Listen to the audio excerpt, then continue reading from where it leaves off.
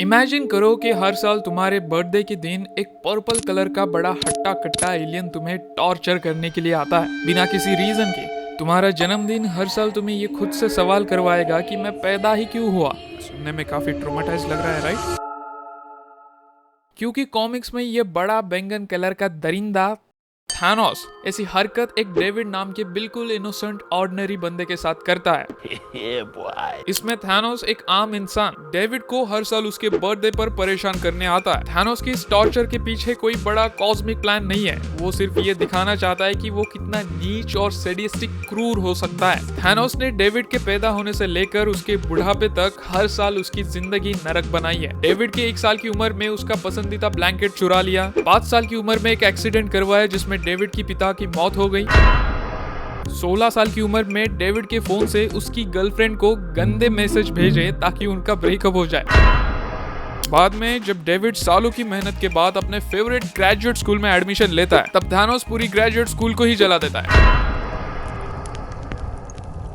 21 साल की उम्र में डेविड के बर्थडे पार्टी में सबको जहर दे दिया, सिर्फ डेविड को जिंदा छोड़ा ताकि वो दुख झेल सके। लेकिन थानोस डेविड का 30th बर्थडे मिस कर देता है क्योंकि थानोस उस वक्त एवेंजर्स के साथ फाइट करने में बिजी था। ये देखकर डेविड भी काफी खुश हो जाता है, काफी रिलीफ फील करता है। ऑब्वियसली उसे लगता है कि वो फाइनली थानोस के कर्ज से आजाद हो चुका है। पर 1 साल बाद डेविड के 31st बर्थडे पर थानोस फाइनली डेविड के लाइफ में अपना कमबैक कर देता है और लेट होने के लिए अपॉलॉजी भी देता है। फिर इन्फिनिटी गॉन्टलेट पहनकर एक ही स्नैप में डेविड का पूरा नेबरहुड डिस्ट्रॉय कर देता है,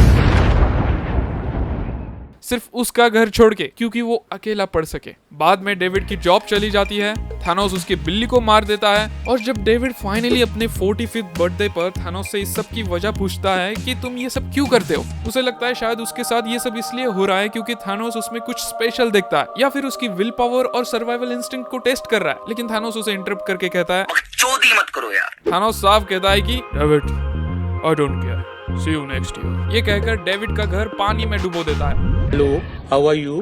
I am under the water. Please help me. Here too much raining. Thanos ने अपनी ही माँ का जिंदा डिसेक्शन कर दिया। डिसेक्शन मतलब चीर फाड़ करना। थानोस एक ऐसा दरिंदा था कि उसने अपने ही माँ बाप को तक नहीं छोड़ा। थानोस जब पैदा हुआ तभी उसकी माँ ने उसका चेहरा देखकर पहचान लिया था कि घर में दरिंदा पैदा हुआ है। देखो देखो, दरिंदगी चेहरे से टपकती है, नंबर 1 का कमीना है। वो जब बच्चा था तब से उसके अंदर एक अजीब सी क्यूरियोसिटी थी कि वो बाकी सबसे अलग, ऐसा भद्दा और पर्पल क्यों दिखता है। इसका जवाब ढूंढने के लिए उसने कई क्रिएचर्स का डिसेक्शन किया। इसके चक्कर में थानोस ने कई जिंदा लोगों को भी पकड़कर उनका डिसेक्शन किया और इसी दौरान उसने बहुत लोगों को मार दिया। जहाँ कहीं ना कहीं थानोस की ये घिनौनी हरकत करने में एक मिस्टीरियस लड़की ने उसे एंकरेज भी किया। वो लड़की कौन थी वो मैं आगे बताऊंगा। लेकिन जब इतना खून खराबा करने के बाद भी उसे अपने सवालों के जवाब नहीं मिले तो उसने अपनी ही माँ को किडनैप करके उसका जिंदा डिसेक्शन कर दिया। ऐसी हरकत करने के पीछे ये रीजन था कि उसे उसके ऐसे अजीब अपीयरेंस का जवाब सिर्फ उसी जीव के अंदर मिलेंगे जिसने उसे जन्म दिया है। इसलिए थानोस ने ही अपनी ही माँ का जिंदा डिसेक्शन कर दिया। लेडी डेथ को इम्प्रेस करने के लिए इस बंदे ने मेरा मतलब इस एलियन ने, थानोस ने अपनी सारी हदें पार कर दी थी कि उसने अपने ही बच्चों को, अपनी बीवियों को मार दिया था, पूरी यूनिवर्स की आधी पॉपुलेशन मिटा दी थी और अपना ही खुद का होम प्लैनेट टाइटन को न्यूक्लियर बॉम्बार्डमेंट से तबाह कर दिया था। किस लिए? औरत का चक्कर बाबू भैया, औरत का चक्कर। मैंने थोड़ी देर पहले एक मिस्टीरियस लड़की की बात की थी। वो लड़की कोई और नहीं बल्कि लेडी डेथ थी। लेडी डेथ मार्वल कॉमिक्स में मौत का जीता जागता रूप है। वो कोई नॉर्मल कैरेक्टर नहीं बल्कि मौत खुद एक एंटिटी के रूप में दिखाई गई है। जहां अपनी माँ को मारने के बाद थानोस ने टाइटन प्लैनेट छोड़कर स्पेस पायरेट्स के साथ अंतरिक्ष चला गया। वहां भी इसकी गुंडागर्दी तो रुकी नहीं बल्कि ये और भी भयानक और गिरा हुआ एलियन बनता गया। वहां उसने अलग अलग एलियन स्पीसीज के साथ फिजिकल रिलेशंस बनाए और कई बच्चे भी पैदा किए। और जब कई साल बाद वो वापस टाइटन पर लौटा तो वो सबसे पहले अपनी माँ के ग्रेव पर जाता है और वह उसे फिर एक बार डेथ मिलती है। थानोस उससे प्यार करता था और वो वहीं पे उसे अपनी फीलिंग्स फिर से कन्फेस करता है और वो उसके लिए कुछ भी करने के लिए तैयार। लेकिन लेडी डेथ उसके सामने एक शर्त रखती है। वो थानोस से कहती है कि अगर तुम मुझे पाना चाहते हो तो तुम्हें मुझे ये यकीन दिलाना पड़ेगा कि तुम सिर्फ मुझे बिलोंग करते हो, सिर्फ मुझे।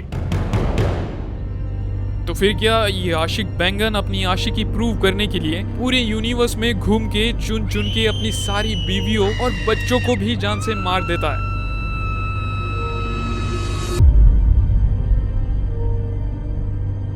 बाद में उसने अकेले ही अपने हाथों से अपने पूरे प्लैनेट की पॉपुलेशन को वाइप आउट कर दिया, जिसमें उसने सिर्फ अपने बाप को जिंदा छोड़ा ताकि वो उसे रोते हुए देख सके।